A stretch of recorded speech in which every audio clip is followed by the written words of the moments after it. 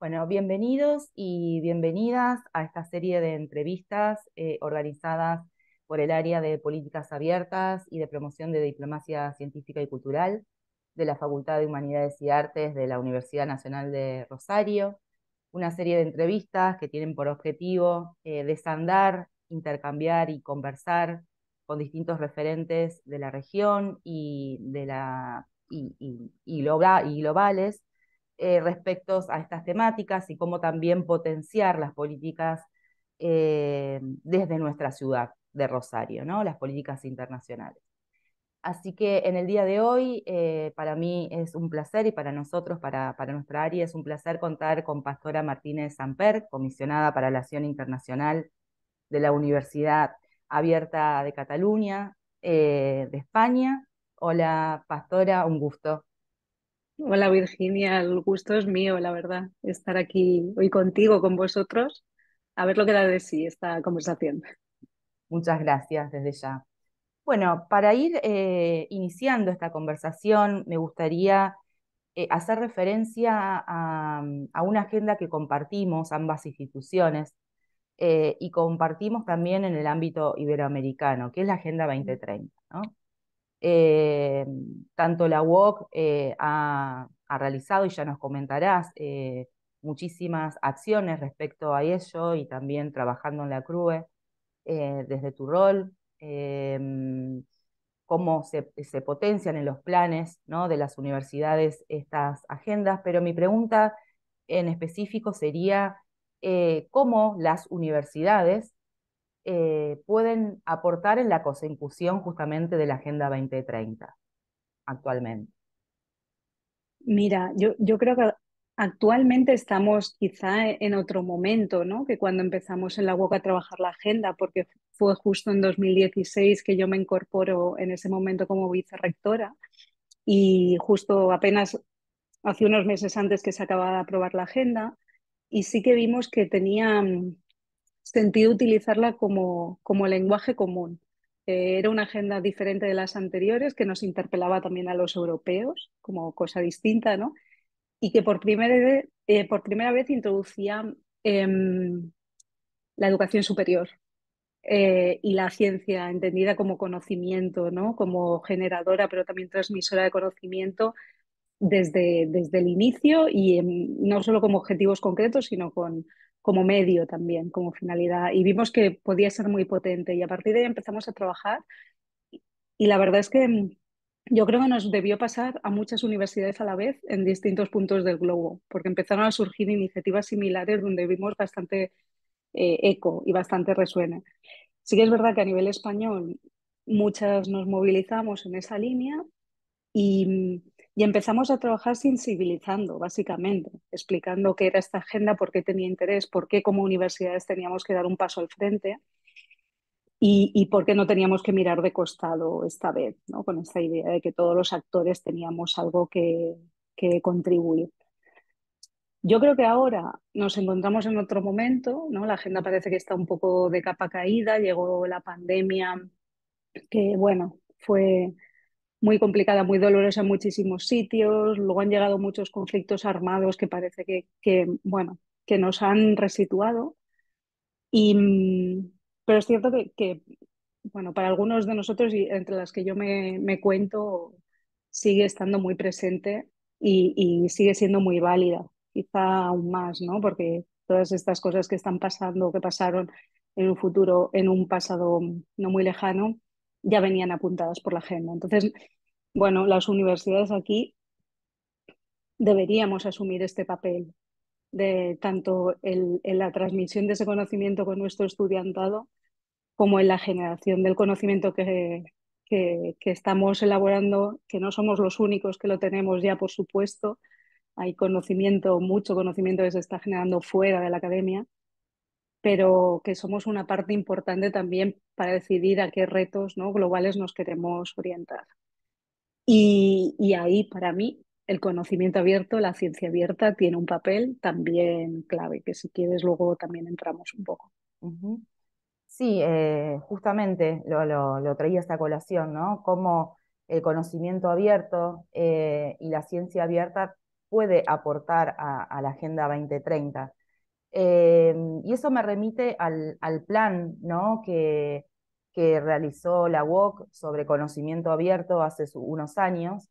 Me gustaría que nos contaras cuáles fueron los hallazgos o los resultados que pudieron llegar a conseguir, ¿no? en todo este recorrido respecto al conocimiento abierto como una política institucional.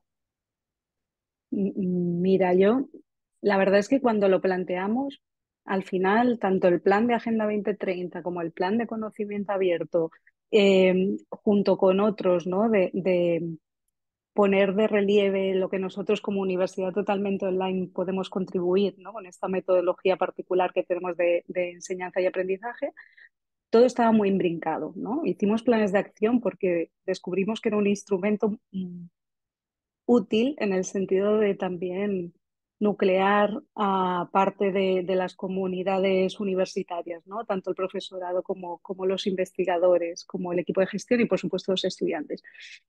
Y entonces, en ese sentido, claro, eh, el conocimiento, el conocimiento en general y el abierto en particular también era un elemento como hilo conductor en esa Agenda 2030, o al menos nosotros lo vimos así, porque formaba parte de muchos de los ODS, porque sin aprovechar todo el conocimiento existente no seríamos capaces de plantear soluciones tanto globales como locales y contextualizadas, porque necesitábamos que ese conocimiento estuviese al alcance de todo el mundo, de todo el mundo de manera gratuita, ¿eh?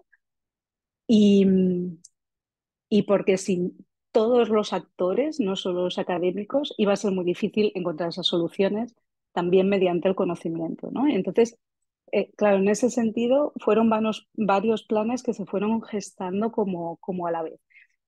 Y te digo esto, que perdona porque como un preámbulo muy largo, pero si os interesa y entráis en el plan de conocimiento abierto de la UOC, que ahora estamos revisando, pero que continúa vigente y que discutimos mucho a lo largo de todo el 2018, que luego aprobamos en el 19, pero estuvimos mucho tiempo discutiendo. Precisamente en el preámbulo se habla mucho del conocimiento abierto para qué y lo vincula directamente a la agenda, ¿eh? O sea que realmente hay esta necesidad no de abrir por abrir, sino de abrir para hacer una ciencia mejor y para hacer también nuestra labor como docentes y como investigadores mejor para quien nos dirigimos. Y otra cosa que teníamos muy claro también en la UOC y que hasta ahora todavía sigue siendo bastante particular del resto de planes de conocimiento abierto o de ciencia abierta, ¿eh? Nosotros le llamamos de conocimiento abierto, también fue una discusión amplia, si quieres luego entramos ahí, te explico por qué. Pero teníamos muy claro que no solo queríamos hablar de ciencia, que no solo queríamos hablar de generación de conocimiento, incluso de la transferencia, cuando se habla aquí, al menos en Europa, de transferencia, se piensa mucho en empresa, ¿no? Aparte de lo unidireccional, también se piensa en empresa. Pero no nos queríamos olvidar de nuestra misión docente y es un plan de conocimiento abierto que pretende abordar todas las actividades de la universidad, ya sean 3 misiones, 4, no sé por cuántas vamos ahora, pero en realidad eso, es nuestra misión, ¿no? Nuestra actividad docente, nuestra actividad investigadora y también todos los componentes de servicio a la sociedad, ¿no? Y eso es lo que contempla el plan. Entonces, en estos años, ¿para qué ha servido? Pues sobre todo ha servido para explicar qué es esto de la ciencia abierta, el conocimiento abierto a la comunidad. Y eso ha sido un instrumento clave ahí. Dentro del plan hay unas acciones más transversales de sensibilización, comunicación, formación que ha servido muchísimo. Pero luego también para hacer acciones concretas que nos permitían ir precisamente poniendo al alcance de la comunidad en el sentido amplio, de las comunidades, todo lo que se generaba en la web. Eh, Quizá los resultados más notables han sido en todo lo que es acceso abierto a publicaciones, publicaciones de todo tipo, no solo artículos en revistas científicas, también hemos intentado abrir libros, ¿no? Con nuestra editorial propia. Y esto ha sido quizá desde donde mejor partíamos situados y lo que hemos conseguido abordar. Pero también, que te decía antes, ¿no? Sin olvidar la parte docente, también hicimos una política para publicar aquellos trabajos finales, tanto de grado como de máster, ¿no? Que también estuviesen a disposición.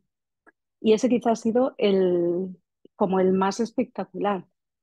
Donde estamos trabajando más ahora, y me callo aquí porque si no podría hablar decía, mucho, es en todo lo que compete a la evaluación de la investigación, porque también hay un movimiento muy interesante a nivel global, pero a nivel europeo en particular, donde se ha visto claro que o cambiamos la manera de evaluarnos a los académicos o difícilmente haremos que la ciencia abierta sea una realidad. Y eso es lo que está ahora mismo en donde nos estamos enfocando sobre todo porque el otro ya está como ya en marcha, ¿sabes? El equipo de biblioteca trabajando codo con el equipo académico para hacer, ¿no? Para ir abriendo. El Open Access parece que ya lo tenemos un poco más cerca. Ahí estamos. Sí, bueno, hacías referencia al acceso abierto. Bueno, sabes que Mm, América Latina tiene mucha potencia, ¿no? En esa dimensión, si se quiere, de la ciencia abierta. Eh, pero también algo apuntaste, me parece, para ir rescatando, el cómo, entre comillas, traducir o transferir lo que significa la ciencia abierta para entrar en diálogo, como dicen las recomendaciones UNESCO, ¿no? Entre lo que es la academia y otros actores de la sociedad y de la comunidad. mm, Entonces, mm. cómo es o cómo fue eh, esa búsqueda de pensar cuáles eran los beneficios y por qué la ciencia abierta para esos diálogos? Y si tienes tu propia visión respecto a qué significa ciencia abierta, ¿no? Para este contexto también en los que nos encontramos. Mira, pues es que muy buena pregunta porque es verdad que ahora hablamos de abierto para muchos, ¿no? Para muchas cosas diferentes y quizá nunca está de más volver a referirnos a, bueno, a volver a las definiciones, ¿no? Déjame que empiece por aquí porque citabas todo el trabajo que se ha hecho desde la región latinoamericana y tenéis muchísimos referentes allí, no solo en lo que es acceso abierto, pero también y, y hasta el punto que la coordinadora de todo el trabajo de las recomendaciones de la UNESCO es argentina y está en Mendoza y es Fernanda Beigel y es una de las grandes referentes que además tiene una mirada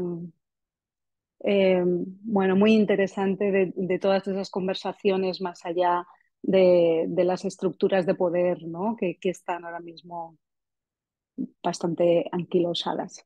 Ahí os lo dejo apuntado para posibles referencias también.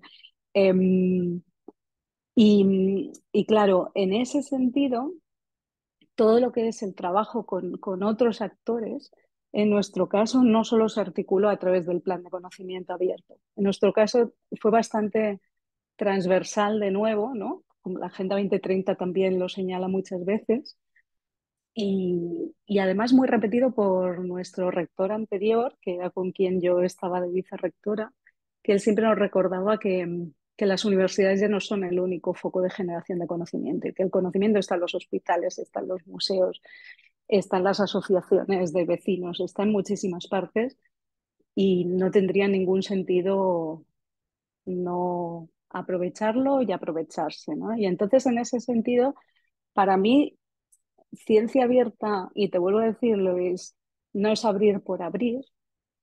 Yo hice la tesis en nanotecnología. Teníamos dejadme que os cuente esta anécdota, pero es que teníamos un investigador ruso muy mayor, teórico, de estos teóricos de la física de la materia condensada en nuestro departamento, que cuando vino toda esta fibra de la nanotecnología nos decía, pero a ver, señores, esto no se trata de hacerlo más pequeño por hacerlo más pequeño, ¿no? Se trata de hacerlo más pequeño para hacerlo mejor. Pues, pues es esta idea la que yo siempre llevo, ¿no? En la cabeza cuando hablamos de ciencia abierta. Se trata de hacer una ciencia mejor en el sentido no solo de los resultados y de a quién llegan a esos resultados, sino del proceso. El proceso también es muy importante, cómo incorporas en toda esa construcción y diseño del proyecto de investigación, ¿no? O incluso del grupo de investigación, cómo incorporas otros saberes, otro tipo de personas que puedan contribuir, para mí es clave. No, no siempre es fácil porque al final tienes que, bueno, trabajar mucho en las condiciones adecuadas para que todo el mundo se pueda hablar de igual a igual, pero es algo medular para mí, que la ciencia abierta está, pero que debería estar en el resto de actividades y de misiones que también como universitarios ejercemos.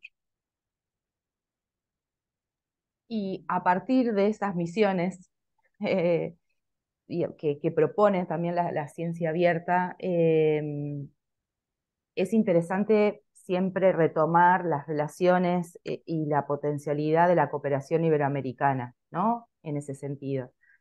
Y dado tu quehacer, que para aquellos que nos escuchen, estén mirando, en el ámbito, ¿no? En esta interrelación entre ambas regiones, a través de la Fundación UELAC o SEGIP, etcétera, ¿no? Con las que también se está trabajando la temática. Según tu percepción, ¿contamos con una agenda común para trabajar en la región iberoamericana sobre ciencia abierta? Y si es así, ¿en qué aspectos existe esa potencialidad? Yo creo que estamos empezando a tejer esa agenda común y se está empezando por donde yo creo que, mm, que se ha avanzado mucho más, que es por el acceso abierto. Y de hecho, la semana pasada, no, esta misma semana, en Toluca, en México, había este gran foro sobre lo que es publicación diamante, que se le llama ahora, em, con la participación de muchos organismos, tanto latinoamericanos como europeos, sobre todo, para precisamente poner esa hoja de ruta común hacia una manera diferente de comunicación científica y académica, que ya incluso desborda lo que podríamos entender ciencia abierta. Para mí no, pero muchos otros podrían entender que desborda. Y es por ahí por donde sobre todo se está trabajando con un aspecto muy interesante, si me permites, em, que es esa idea de igual a igual, ¿eh? Que muchas veces para los que, bueno, pues circunstancialmente nacimos a este lado del Atlántico, pero tenemos muchas relaciones al otro lado, ¿no? Vemos esa diferencia a veces bueno, sí, digámoslo claro, ¿no? En el poder de las afirmaciones y demás. Claro, en este sentido, América Latina tiene muchísimo bagaje aquí, muchísimo aprendizaje que compartir y no solo buenas prácticas, sino también mucha manera de hacer de la que podemos aprender muchísimo desde este otro lado. Y yo creo que es muy interesante ver cómo ese diálogo se está generando y ver cómo somos capaces de llegar a una hoja de ruta. Más allá de esto, se está empezando un poco a abrir también el debate en lo que es precisamente la evaluación de la carrera investigadora, de la carrera académica, que sin duda está muy relacionado de nuevo con la ciencia abierta porque está relacionado con la diversidad, está relacionado con la manera de hacer. Y esto, aunque no es de momento tan compartido, sí que es verdad que cada vez más parece que se tiende hacia allá. Con lo cual, yo creo que tenemos este documento, ahora ya por fin internacional, que son las recomendaciones de UNESCO, ¿no? Que lo tenemos desde hace 2 años y que sienta la base por fin de, bueno, ¿qué entendemos por ciencia abierta? ¿Cómo lo podemos abordar? Para empezar a hablar, como aquello de la Agenda 2030, para tener un lenguaje común. Y justo ahora se está empezando a generar esa agenda compartida desde el acceso abierto. Yo creo que sería inevitable ir tejiendo el resto de madejas, ¿no? Que conforman la ciencia abierta para tener realmente una agenda compartida. Yo espero que vayamos por ahí, desde luego. Y en esa agenda compartida, ¿no? También se están generando sinergias respecto a un campo que tal vez desde la escultura ya es mucho más, si se quiere, o tiene ya su recorrido, su trayectoria, que es la diplomacia cultural, que ha también potenciado carreras en la diplomacia, ¿no? O en las relaciones internacionales en la academia.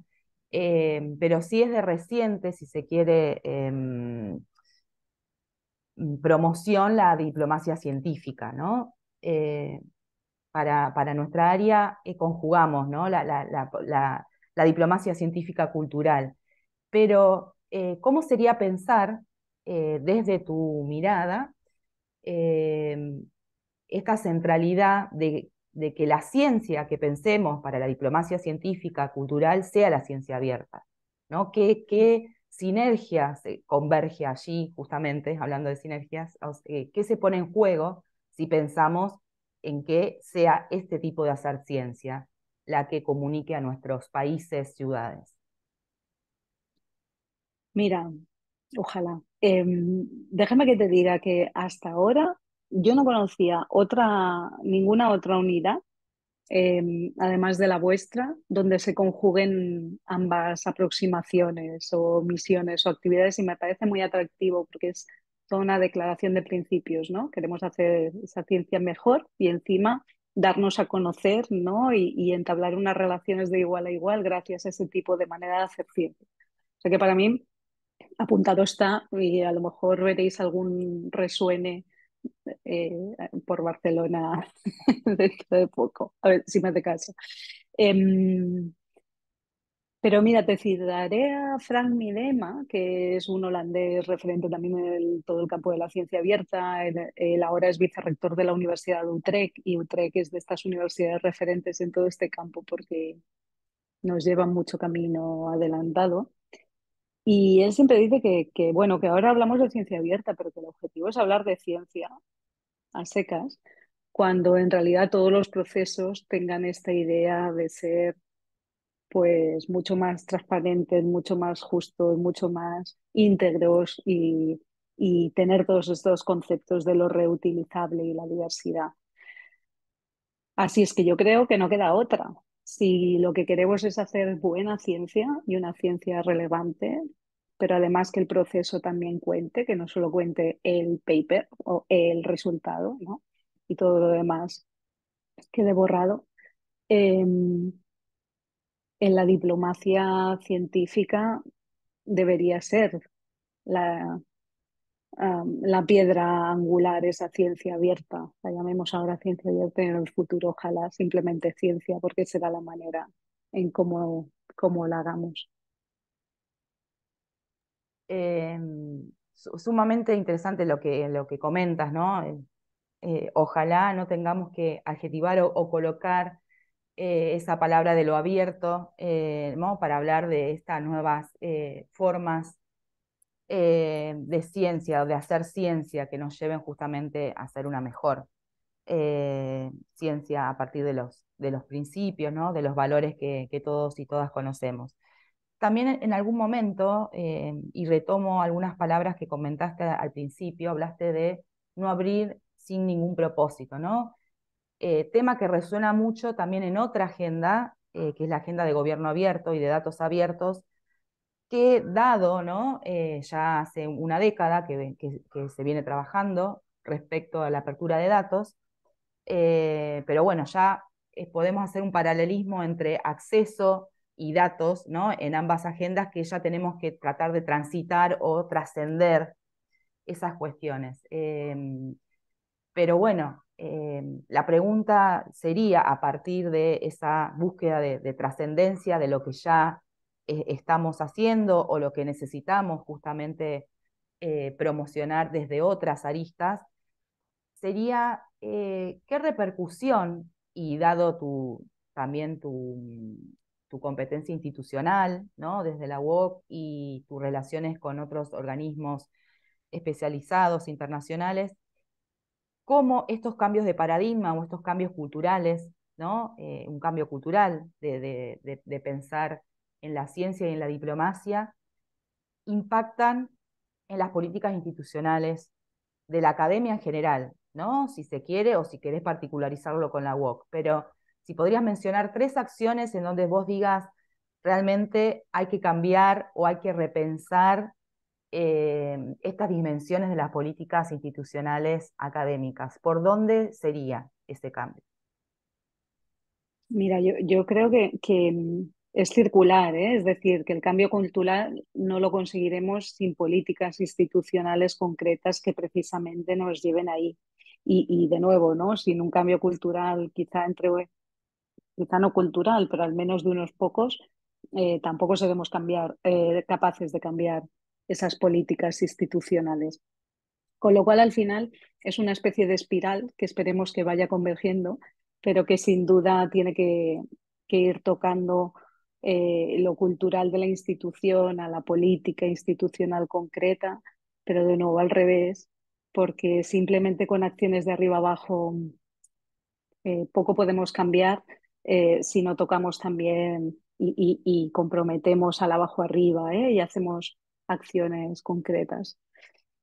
Así que lo que yo te diría con tres acciones concretas, una es, yo creo, sin duda, yo soy muy escéptica con todo lo que son statements, que dirían los anglosajones, ¿no? Con lo que son compromisos simplemente firmados en un papel. Pero sí que es verdad que en una institución tan jerarquizada como es la universidad, sin un compromiso desde arriba, las cosas no pasan. Y las personas tampoco nos lo tomamos en serio. Con lo cual te diría que lo llames política internacional, lo llames compromiso, lo llames como lo quieras llamar, eh, sin un compromiso directo del rector, rectora, del equipo rectoral, eh, poca acción podrás hacer después porque los equipos no se lo acaban de creer que esto va en serio. Esto es solo una primera parte, porque luego lo que tienes que hacer, por supuesto, es que todo el mundo sepa qué está pasando, o al menos quien esté interesado en saber qué está pasando, que sea consciente de lo que está pasando. Con lo cual, para mí otra acción clarísima son acciones, llámalas de sensibilización, llámalas de formación. Yo creo que cada universidad tenemos un contexto propio y un equipo con el que tenemos que buscar la manera de llegar, ¿no? Y de hacerles entrar en la conversación y que ese debate sea realmente abierto, que no sea simplemente te he enviado un email y si te lo lees y quieres. No, no. Tiene que ser también una acción con propósito y el propósito tiene que ser que llegue de verdad y que se escuche. Em, con lo cual, pensando siempre en las personas. Em, y me preguntabas por tres. Yo creo que hay una cosa que es clara, que son los incentivos y el reconocimiento.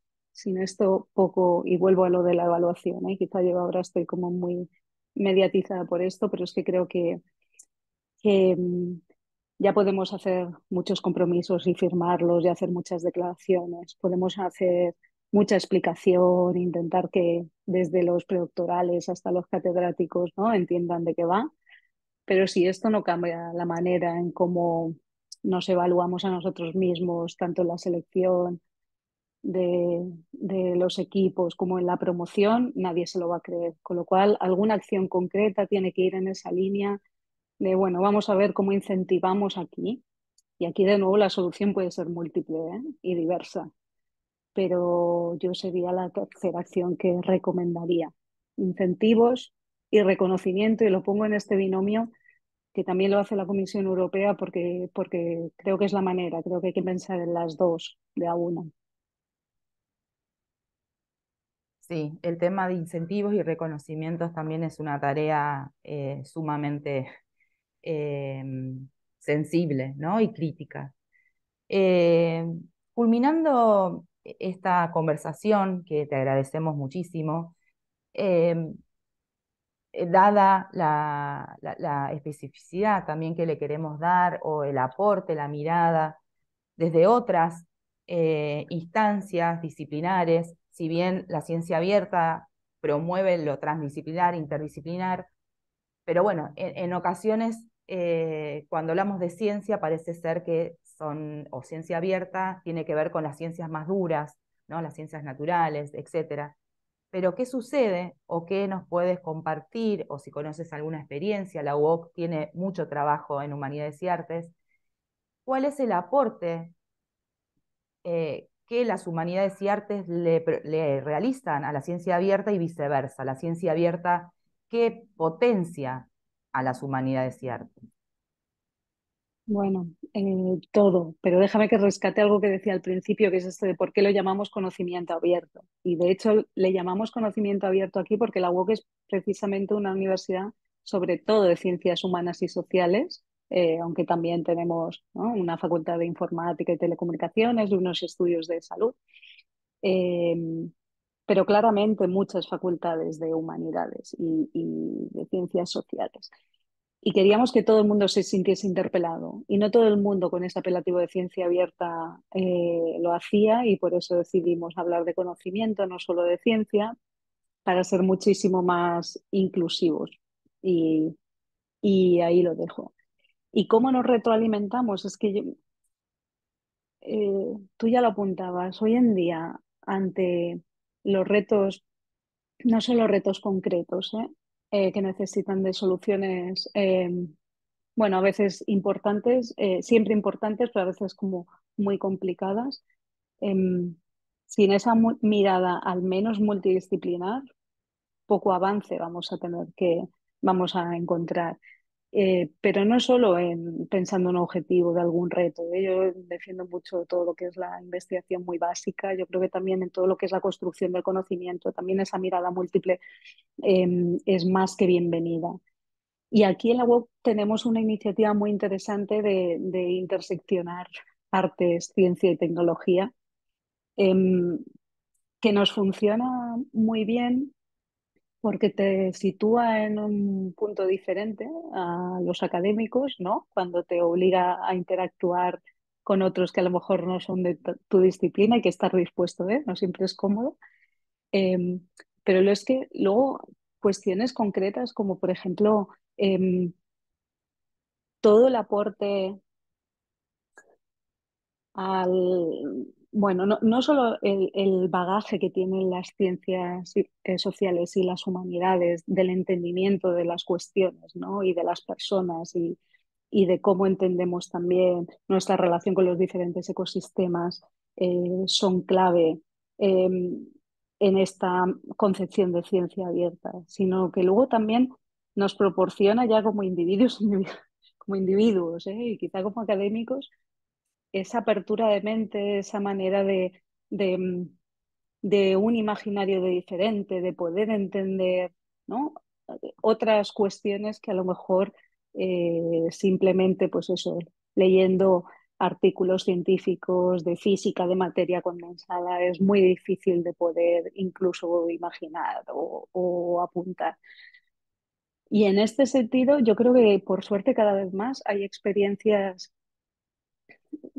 multi-inter. Lo trans es ya como muchísimo más complicado, pero al menos sí que multidisciplinares, interdisciplinares, donde realmente se están viendo esos frutos y donde luego te das cuenta cuando esto pasa que las personas involucradas además se lo pasan muy bien. Quiero decir, lo disfrutan mucho, que es un aporte que parece que nos hemos olvidado de reivindicar, que lo que hacemos, por supuesto, es un trabajo y el voluntarismo llega hasta donde llega, pero que también tenemos que disfrutar, ¿no?, en este quehacer del día a día y cuando esto pasa y realmente ves a las personas luego como, bueno, cómo interactúan, cómo lo trabajan, las ganas de seguir que tienen, ves que realmente pasan muchas cosas. ¿Cómo hacerlo?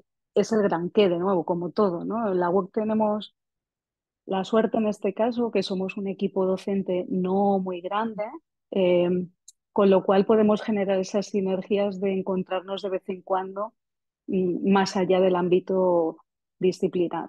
Y eso la verdad es que es muy enriquecedor siempre. Y bueno, y enriquecedor ha sido entrevistarte y conversar contigo, con vos, como diríamos. Así que muchísimas gracias, Pastora, y bueno, seguimos en esta trama de la ciencia abierta o abriendo ciencia en general, como has dicho tú. Muchas gracias. Claro que sí, gracias a vosotros.